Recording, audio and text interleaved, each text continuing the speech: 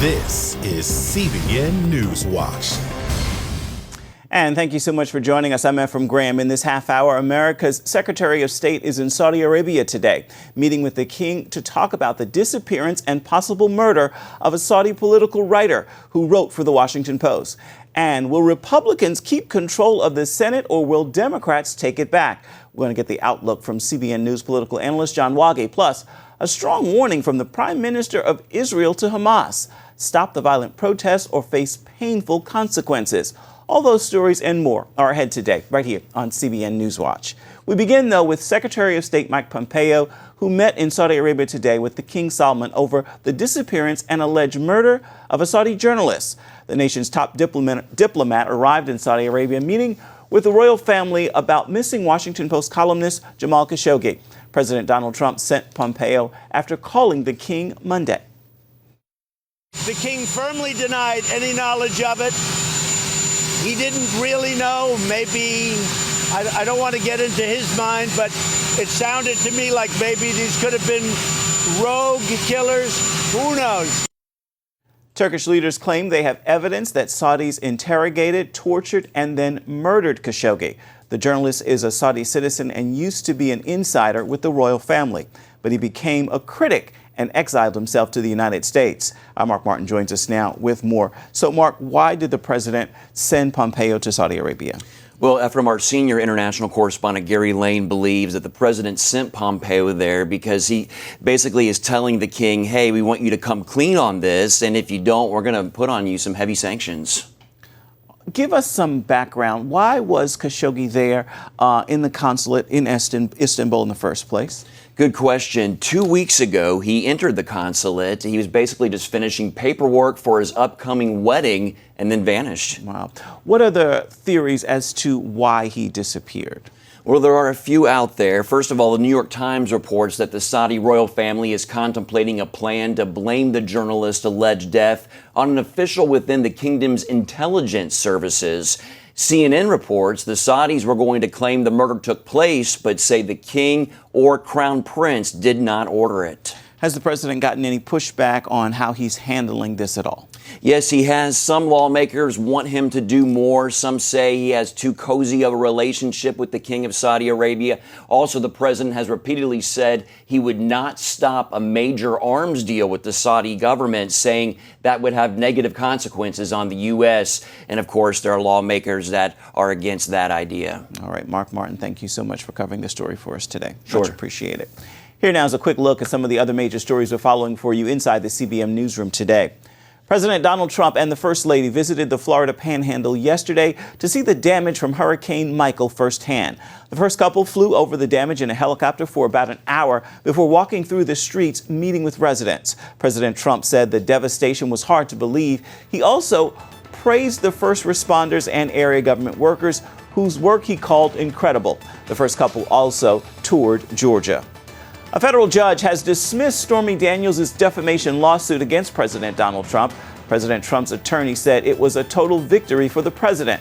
Daniels' attorney, Michael Avenatti, vowed to appeal and said he's confident the ruling will be reversed. Daniels' lawsuit over a hush money deal is pending.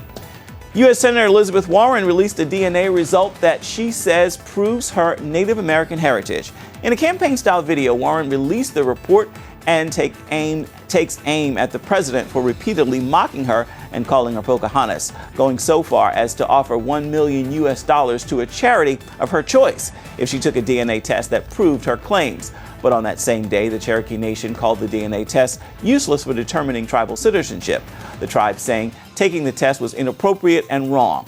Now, you can find more on these stories and others throughout the day at cbnnews.com.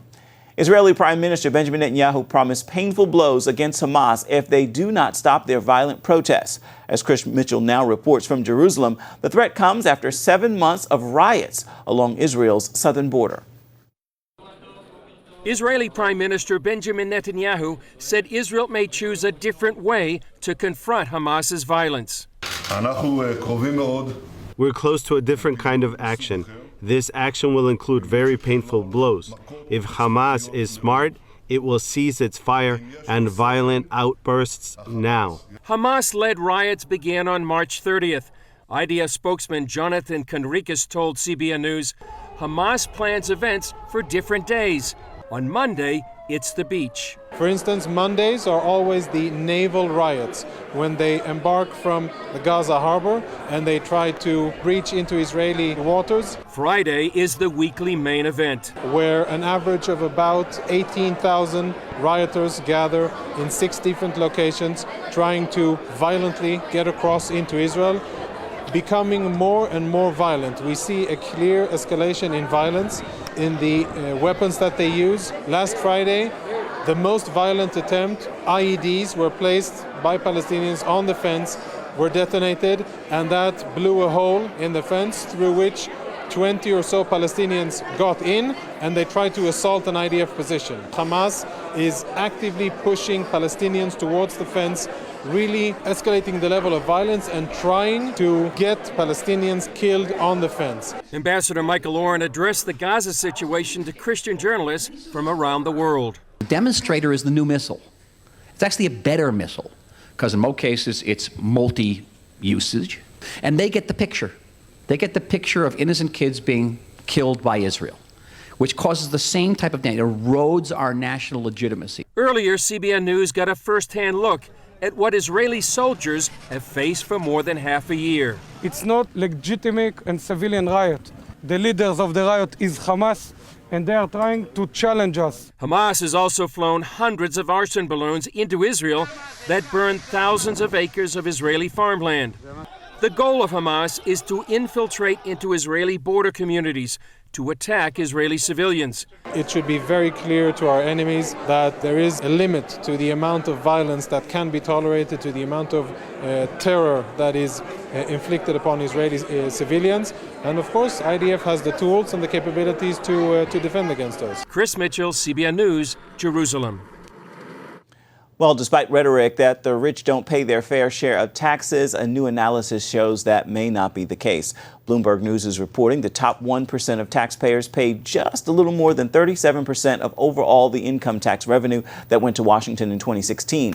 That is a bit more than the bottom 90%, which paid 30.5%. Just 1,400 taxpayers, only 1/1000th of 1%, paid 3.25% of all tax revenue.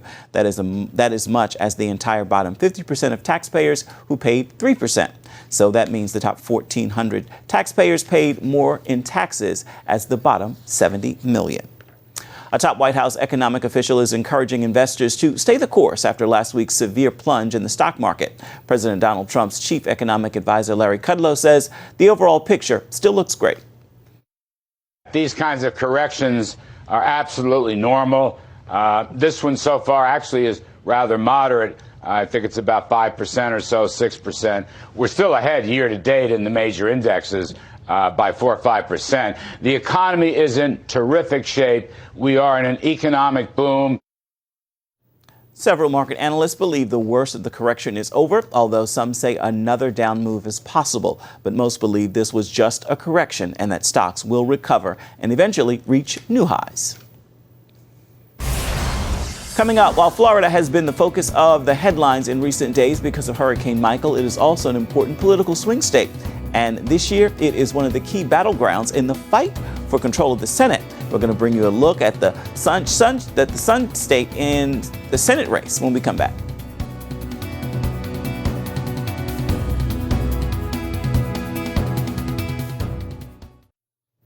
Every election year, certain state races play a key role in the outcome. This year, Republicans are trying to take away the Democratic seat in Florida in a battle for control of the Senate.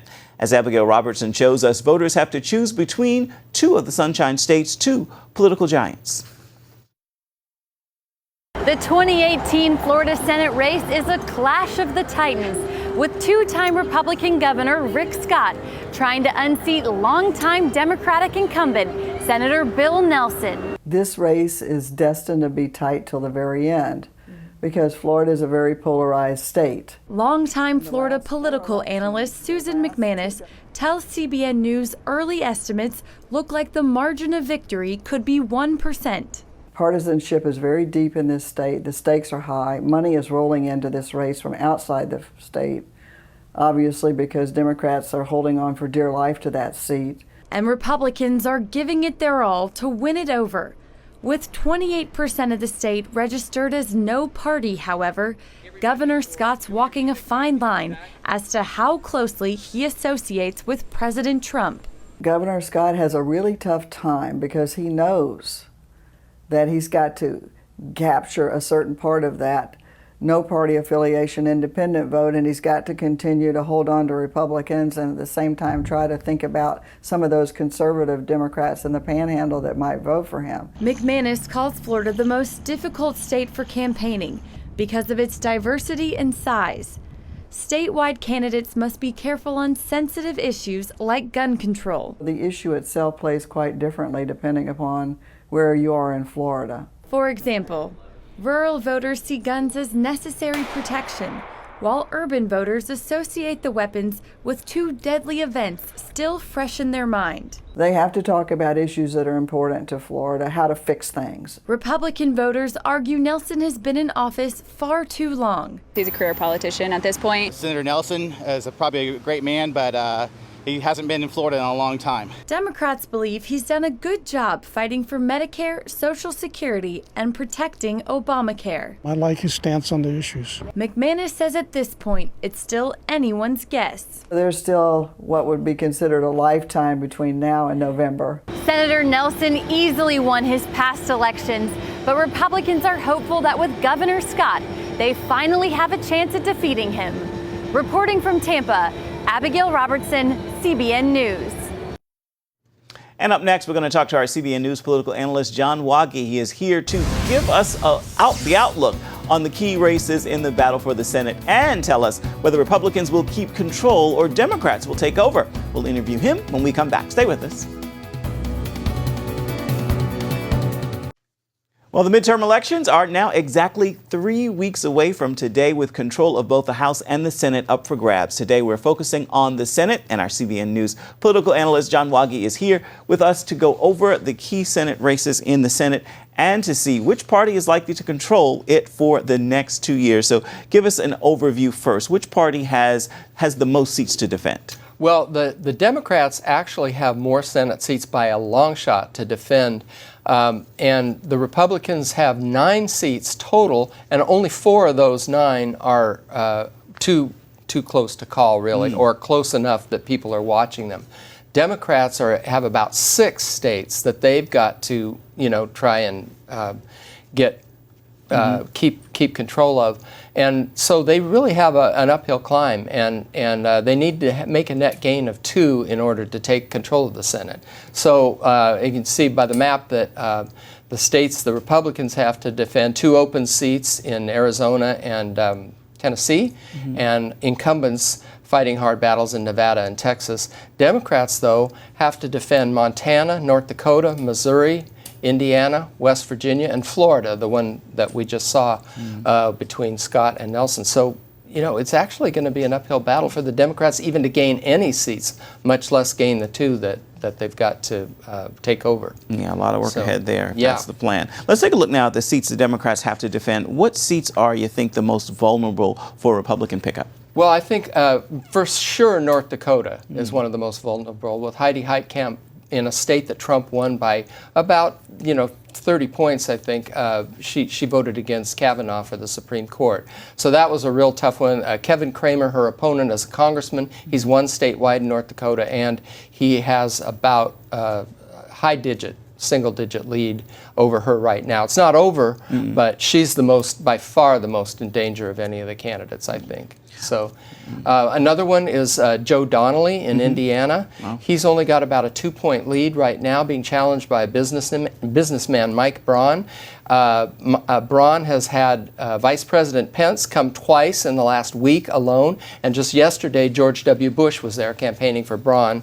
So Donnelly, again, is another no vote on Kavanaugh, and that doesn't necessarily play well in Indiana. So the Kavanaugh effect could come into to being there. We're watching that play out. Yeah, there's a number of states, but probably the most safe of the Democratic states in play is Joe Manchin's seat in West Virginia, because he did vote for Kavanaugh, and of course that's in a state that Trump won by 40 points. So Manchin's going to be kind of the Lone Ranger of Democrats when they go to caucus next year, if he does win, because he won't be very popular among his party members. But Patrick Morrisey, the Attorney General, is not out of the race yet, but Manchin has about a 9-point lead right now. Okay. So. What seats are the Republicans defending against Democratic challenges? They're defending in Texas with Senator Ted Cruz. That one's, they poured money into that race. Beto O'Rourke has been a darling of the Democrats, but actually Cruz is pulling away now a little bit. He has probably an average of 7 points in the polls for a lead, although O'Rourke has had a big money advantage. Another one that they're trying to defend is the Nevada Senate race with Dean Heller. The incumbent has had a real rough summer trying to stay ahead of Jackie Rosen she's a Las Vegas congresswoman, and Las Vegas has the majority of votes in Nevada. Heller has actually pulled out. The latest poll shows him up 7 points, which is really keeping people in the National Party, Republicans, breathing easier. Wow. So. We talked about, you mentioned the Kavanaugh hearings and the effect of that. Is that still giving Republicans a boost, and do you think it can last another 3 weeks? I think it can last another 3 weeks, and yes, it has given Republicans a boost. It's the Democrats are going with some other issues, and they're trying to mobilize their base among women who were upset about the way the Kavanaugh hearings happened. But for the most part, it really energized Republicans and some independents to not only register but to vote. So, do you see any other Senate races possibly in play besides the ones we mentioned thus far? You know, there are several just outside the boundaries of the ones we've mentioned, the 6 and 4. So that's a total of 10 races. Minnesota actually is kind of interesting because there's the woman who took over for Al Franken, Tina Smith, is semi-safe but not really safe, and there seems to be a movement in Minnesota. Trump had a rally there within the last 2 weeks, and really there's something about Minnesota that might be interesting. There are 2 Democratic House seats in play there too, that toss-ups that could go Republican, and that's against the trend of Republicans supposedly losing seats in the House this year. So Minnesota's a state to watch, and there are others. There's another seat in Michigan that we're keeping our eye on, where Debbie Stabenow is the incumbent. She's running against Army Ranger John James, an African-American Iraq war veteran, and so that's one that's outside the radar screen right now, but it could move up because he closed fast to win the primary in Michigan in the spring. So sound like that Tuesday is going to be quite a tense night. Let's just turn real quickly to the House. Do the Democrats have a big fundraising advantage here? They do. They have poured money in. A lot of Republicans claim it's Soros money, you know, funding the left-wing groups and everything. And there's been a lot of enthusiasm for Democrats saying, we think we can take back the House, and of course the odds have been good for that happening. But we saw, Ephraim, in the campaign last time for president that Trump was way outspent by Hillary Clinton, and money didn't seem to make that much difference. So it's hard to say. It's you know, they say money is the mother's milk of politics, but it doesn't always require money. And there are places, the Ted Cruz race, for example, in the Senate where Beto O'Rourke has outraised him, it doesn't seem to be doing that much good at this point. So we'll see if the House races, I think we've still got a lot of uncertainty left in what might determine the race in this last 3 weeks. I think we're in for some real surprises and shakeups, and especially in the House. I don't think this is set in stone. So many people are saying it's a done deal, and I don't think it is. I agree with you. A lot can happen in 3 weeks. Yeah. All right. John Wuggy, thank you so much for your time. Thank you. Up next, another country is considering moving its Israeli embassy to Jerusalem. We're going to tell you who it is when we come back.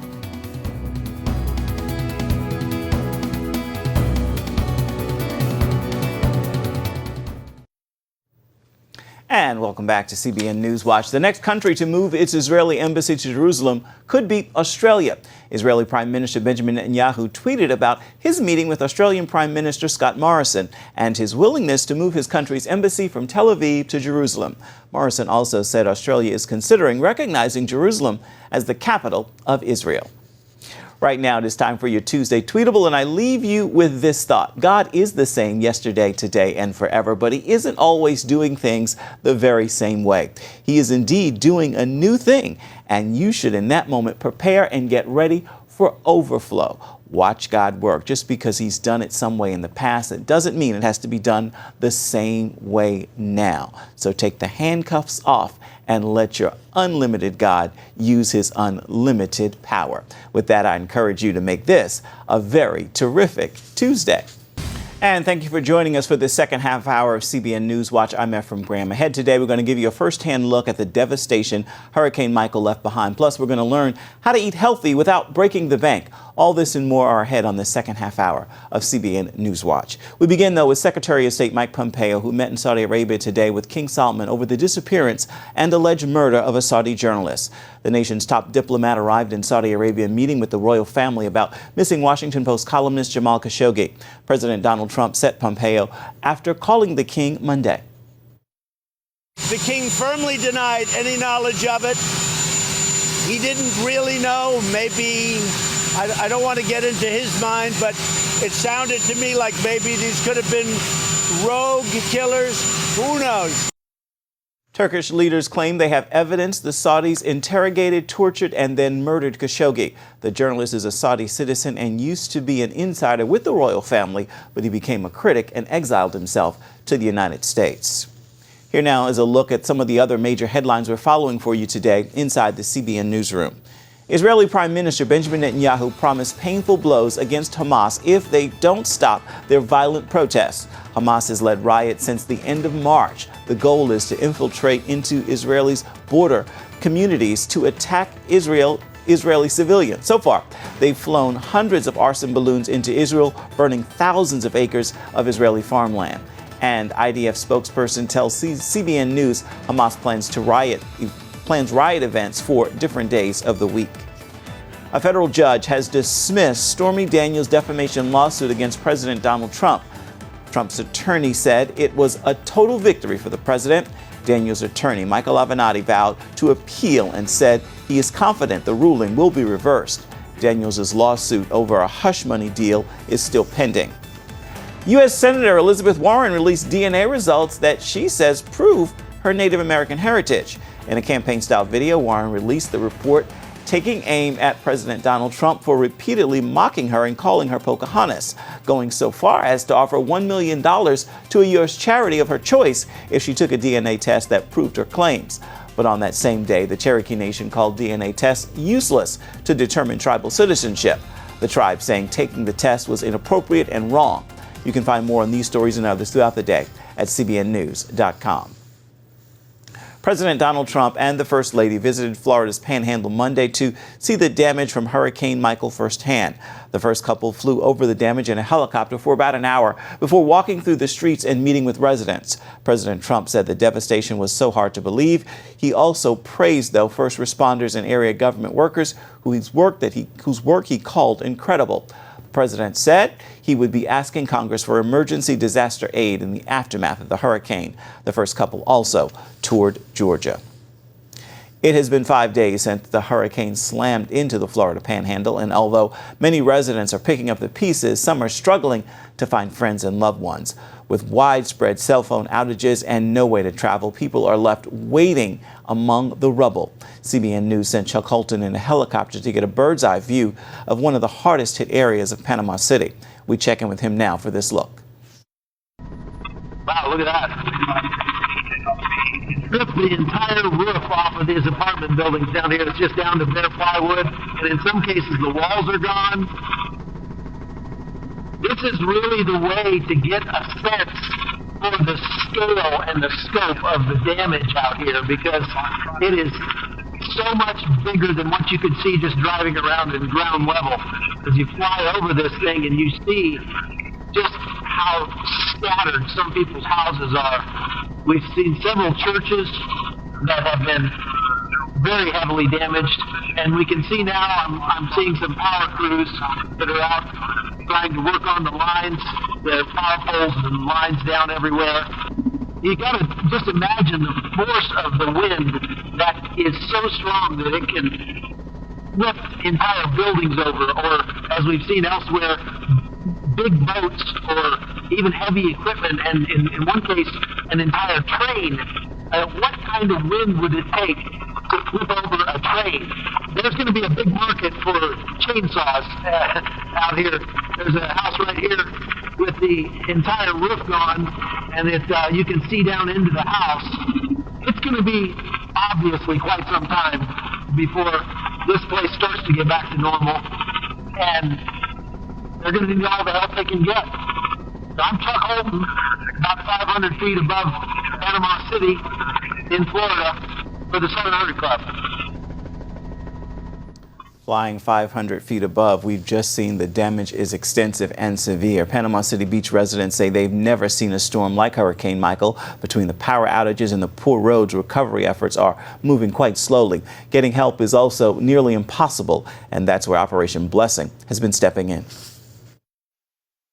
We just declare right now, Father, that through our hands and through our work, that people are going to be able to meet you, and they're going to be able to understand just how amazing you are.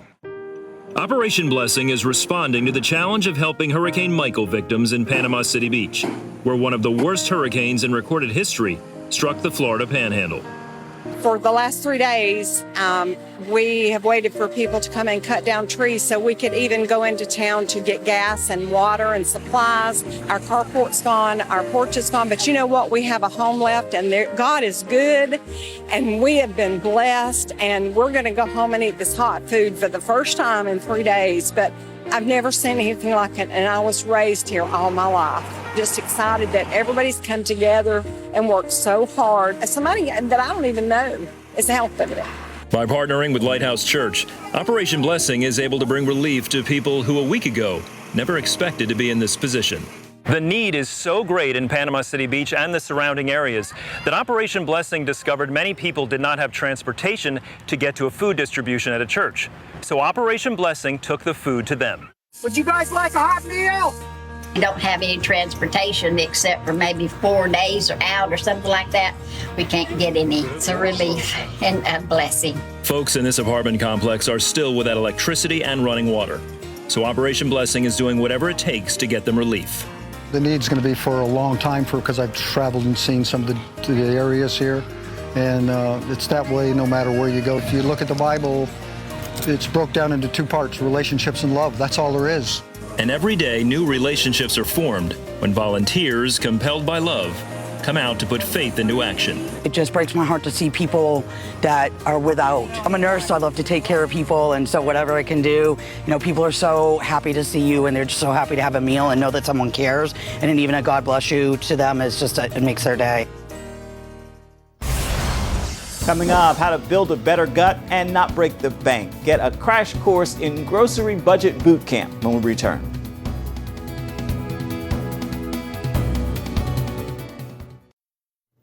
CBN News saw more than 100,000 requests for the booklet on how to build a better gut. Many viewers sent questions about the series like, how can I eat healthy foods for my gut without breaking the bank? Today, medical reporter Lori Johnson is answering that question and more. Just because some unhealthy foods like processed macaroni and cheese are cheap and some healthy foods like wild-caught salmon are expensive, don't think for a minute you have to spend a lot to eat healthy. Tiffany Terzak is living proof. She feeds her Atlanta family of 4 super healthy food for, get this, only $330 a month. We eat real food, so food that comes from the ground, animals that eat plants from the ground. We hardly eat anything processed, and by processed, I'm referring to boxes, just add water type of things. We don't eat that. Tiffany's online grocery budget boot camp is so popular, there's a waiting list. Probably because she saves her students an average of $2,400 a year. I believe God has given me the gift of teaching people how to eat real food on a budget. Everything involved in that arena comes easy to me.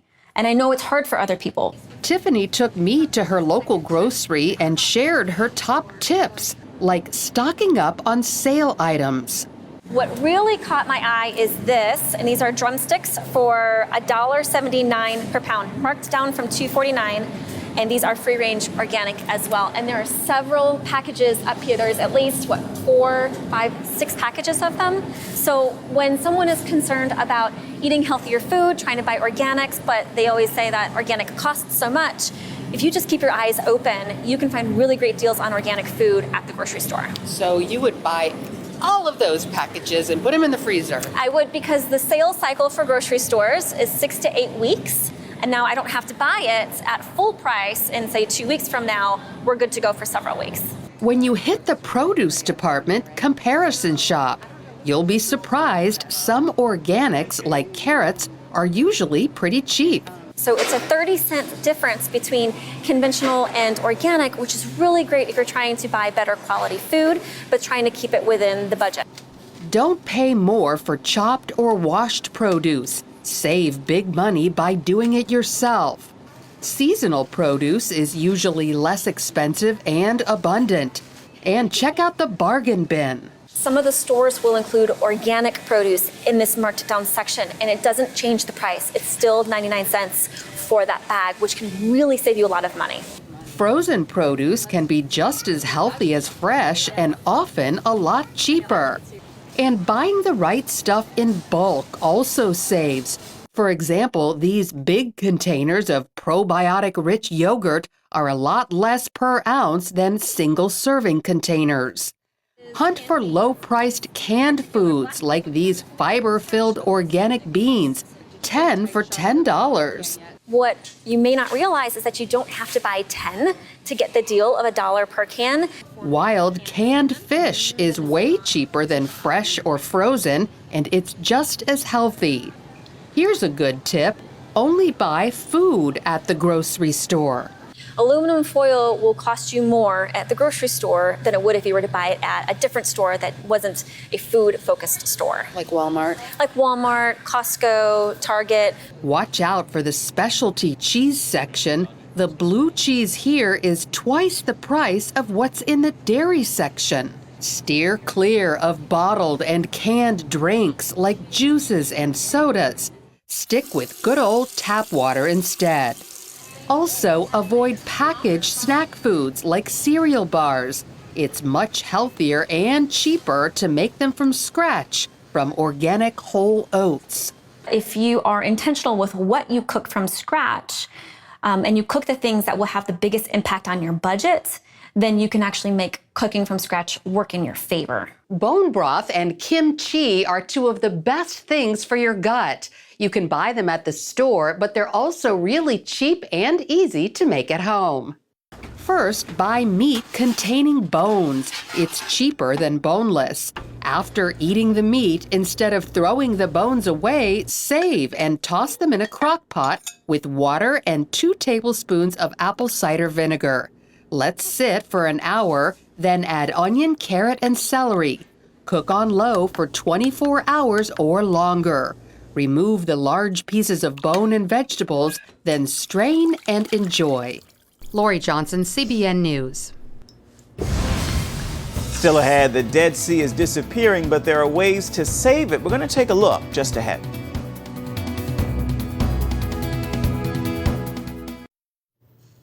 The Dead Sea is a natural wonder and popular tourist destination, and it is in danger of drying up. But as CBN Middle East Bureau Chief Chris Mitchell shows us, there's a bold and innovative plan to save this historic body of water. Sunrise over the Dead Sea, a soothing atmosphere, biblical landmark, and mineral treasure. It sits on the Great Rift Valley between Israel and Jordan. Fed by fresh water from the Jordan River and mineral springs, it's one of the saltiest lakes in the world. So salty, no fish can survive in it. Nominated as one of the 7 wonders of the world, the water, mud, and atmosphere have healing properties. But all this could disappear. The Dead Sea behind me is dropping 5 to 8 feet a year. That means the lowest place on Earth is getting even lower. The reason is very, very simple. On one hand, there is all the time evaporation of water and the surface is very large. On the other hand, good water from the Upper Jordan were taken for irrigation, to develop agriculture, to develop food for the people, and they stopped reaching the Dead Sea. So the balance has changed. Hebrew University professor Avner Adin says there's only one way to restore the sea. What could save the Dead Sea is actually pouring water into the Dead Sea. Adin told CBN News a combination of solutions is the only way to help. One way, which is the natural one, meaning let the rivers flow into it. Don't take the water from the Jordan, from the other rivers. Let it come back to its natural way. The other way is artificial, meaning making the Red to Dead Sea project come true. Israel and Jordan signed the Red Dead Agreement to make a 140-mile canal from the Red Sea to the Dead Sea. The billion-dollar project begins with a desalination plant to provide much-needed water and power to Jordan, then would drop the remainder of the water into the Dead Sea. Another way that in parallel could be done would be to take water from the Mediterranean and desalinate this water and give this water for drinking and for agriculture instead of taking the water from the Lake of Galilee and from the streams. But Adin said it's not easy to get governments invested in saving it.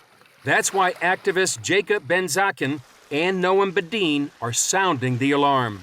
I want to see the Dead Sea restored. Ben Zaken from a nearby kibbutz gives the only boat ride available on the Dead Sea. The purpose is to bring awareness to the Dead Sea, to the beauty, to everything that's going on, including the disappearing of the Dead Sea and the way to save it. And it's working. Over a year ago, photojournalist Bedin took the boat tour.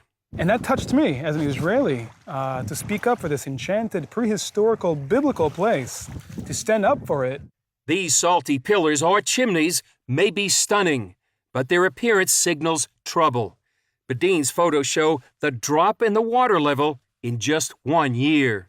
I've been documenting this one-of-a-kind place like never before, going on this boat right over a period of time and documenting the beauty, the magic of this place with the purpose to educate the next generation of this one-of-a-kind place, but also showing the dramatic changes of this place has been taking.